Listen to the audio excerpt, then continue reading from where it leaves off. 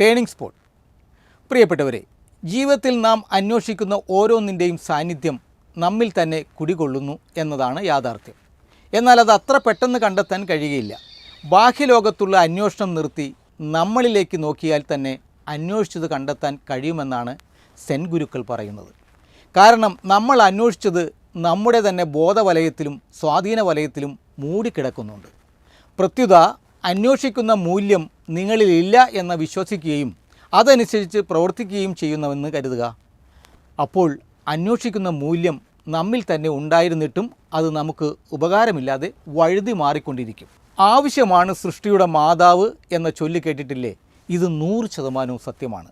അങ്ങ് നാഗർകോവിൽ സ്വദേശിയായ ശരവണമുത്തു എന്ന വെൽഡിംഗ് തൊഴിലാളിയുടെ അനുഭവം ഇത് നമ്മെ പഠിപ്പിക്കുന്നു. കിടപ്പ് രോഗിയായ ഭാര്യയ്ക്ക് വേണ്ടി സ്മാർട്ട് ബെഡ് നിർമ്മിച്ച് വിസ്മയമായി തീർന്ന മനുഷ്യനാണ് അദ്ദേഹം. കക്ഷി വലിയ ശാസ്ത്രജ്ഞനൊന്നുമല്ല. മുകളിൽ പറഞ്ഞതുപോലെ ആവശ്യങ്ങളും ജീവിത സാഹചര്യങ്ങളും ചേർന്ന് അദ്ദേഹത്തെ ഒരു ശാസ്ത്രജ്ഞനാക്കി മാറ്റി. അതിനു വേണ്ടതെല്ലാം അദ്ദേഹത്തിൻ്റെ ഉള്ളിൽ തന്നെ അടിഞ്ഞുകൂടി കിടപ്പുണ്ടായിരുന്നു. അതുവഴി നാഷണൽ ഇന്നൊവേഷൻ ഫൗണ്ടേഷൻ അവാർഡിന് വരെ അർഹനായി. കിടപ്പ് രോഗികൾക്കായി അദ്ദേഹം നടത്തിയ കണ്ടുപിടുത്തമാണ് റിമോട്ട് കൺട്രോൾ ഉപയോഗിച്ച് പ്രവർത്തിപ്പിക്കുന്ന ബെഡ്. ടെക്നോളജിയോടുള്ള അടങ്ങാത്ത അഭിനിവേശം അദ്ദേഹത്തിൻ്റെ ഉള്ളിൽ വളർന്നുകൊണ്ടേയിരുന്നു. എന്നാൽ അതിന് തക്ക സാമ്പത്തിക ശേഷിയോ വിദ്യാഭ്യാസമോ ശരവണമുത്തുവിനുണ്ടായിരുന്നില്ല. എന്നാൽ രോഗബാധിതയായി കട്ടിലിൽ തന്നെ അഭയം പ്രാപിക്കേണ്ടി വന്ന പ്രിയപ്പെട്ട ഭാര്യയ്ക്കായി ആ ഭർത്താവ് തൻ്റെ പരിമിതമായ സാങ്കേതിക അറിവുകൾ ഉപയോഗിച്ച് അതിലേറെ ആത്മാർത്ഥതയോടുകൂടി ഭാര്യയോടുള്ള മുഴുവൻ സ്നേഹവും കഠിന അധ്വാനമാക്കി രാവും പകലും പോയതറിയാതെ നിരന്തരം പരിശ്രമത്തിലൂടെ നിർമ്മിച്ചെടുത്തതാണ് ആ ബെഡ്. ആ ബെഡ് വഴിയാണ് നാഷണൽ ഇന്നൊവേഷൻ ഫൗണ്ടേഷൻ്റെ 2ാം സമ്മാനത്തിന് അർഹനായത്.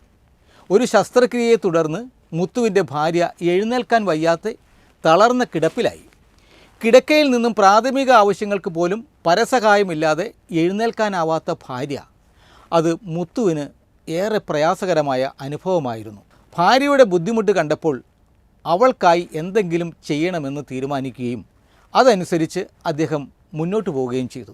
അങ്ങനെയാണ് റിമോട്ട് ഉപയോഗിച്ച് പ്രവർത്തിപ്പിക്കാവുന്ന ബെഡിനെക്കുറിച്ച് ചിന്തിക്കുന്നത്. ടോയ്ലറ്റ് സൗകര്യമുള്ള ബെഡായിരുന്നു മുത്തുവിൻ്റെ മനസ്സിൽ.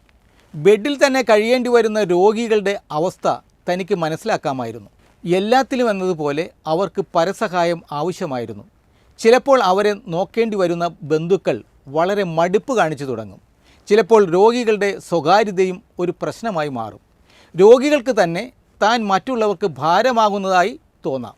അങ്ങനെ തോന്നാതിരിക്കാനാണ് ഇങ്ങനെ ഒരു ബെഡ് രൂപകൽപ്പന ചെയ്തതെന്നാണ് അദ്ദേഹം പറയുന്നത്. രോഗിക്ക് കിടന്നുകൊണ്ട് തന്നെ റിമോട്ട് ഉപയോഗിച്ച് പ്രാഥമിക ആവശ്യങ്ങൾ അടക്കം നിർവഹിക്കാനുള്ള എല്ലാ സൗകര്യങ്ങളുള്ള ഒരു കട്ടിൽ ആ മനുഷ്യൻ്റെ ഉപബോധ മനസ്സിലേക്ക് അത് കടന്നു കയറുകയായിരുന്നു.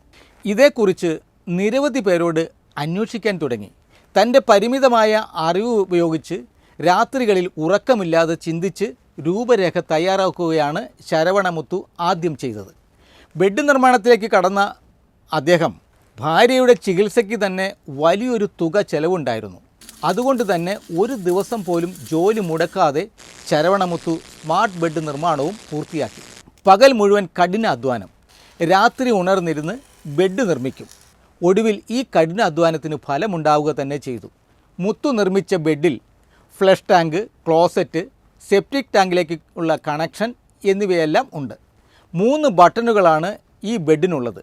1 ബെഡ് ഉയർത്തുന്നതിനും, 2 ക്ലോസറ്റ് തുറക്കാൻ, 3ാമത്തേത് ഫ്ലഷ് ചെയ്യാനുമുള്ളതുമാണ്. രാഷ്ട്രപതിയായിരുന്ന APJ അബ്ദുൽ കലാമിനെ മുത്തുവിന് വലിയ ഇഷ്ടമാണ്.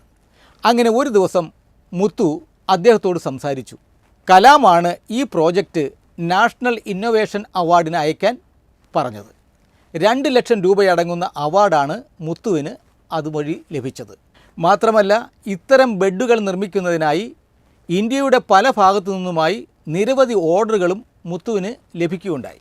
എന്നാൽ ഈ വക അഭിനന്ദനങ്ങളും അംഗീകാരങ്ങളുമൊക്കെ ഏറ്റുവാങ്ങുന്നതിലുപരി തൻ്റെ ഭാര്യ പരസഹായമില്ലാതെ പ്രാഥമിക കൃത്യങ്ങൾ നിർവഹിക്കുമ്പോൾ അവർക്കുണ്ടാകുന്ന ആത്മാഭിമാനം, അതാണ് തൻ്റെ ഏറ്റവും വലിയ സന്തോഷമെന്നാണ് മുത്തു പറയുന്നത്.